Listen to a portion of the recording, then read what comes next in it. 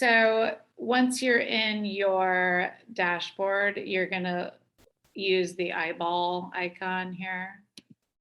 Once you are able to get in on that eyeball, this is where you should be able to access all the same resources that you used to see on FOSS Web. They're just laid out differently. So you can see the first thing you have here is your investigations guide. This is the PDF version, just like you have the physical copy with the spiral bound. This would be the PDF version of that you could open and go page by page.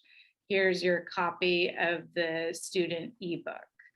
Notice there's a box here that says teacher and student. Whenever you see this box next to something, you know that your students would also see this on their end when they log in, although later I will show you how you can see a student view.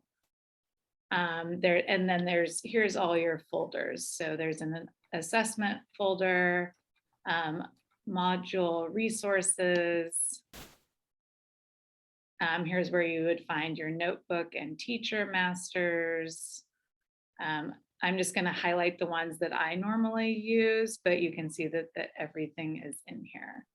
Your grade level and NGSS resources. This is my personal favorite, where you actually go into each investigation and it's broken down. So Brian, here's your error trolleys.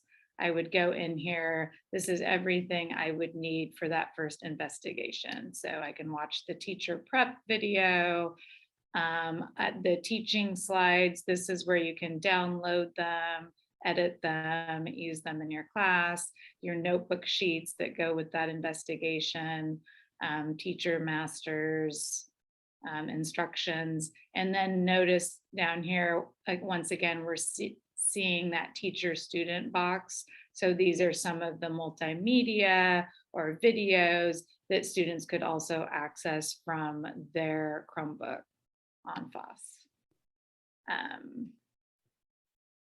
Remote learning videos, so all sorts of things. So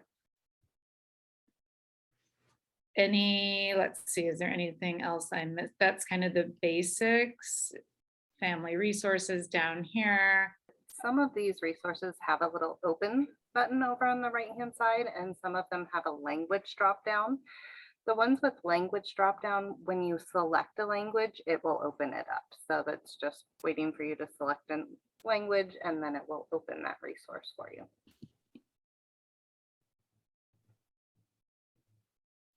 And some of them you'll have to download and some of them will open, depending on whether they're PDFs or multimedia.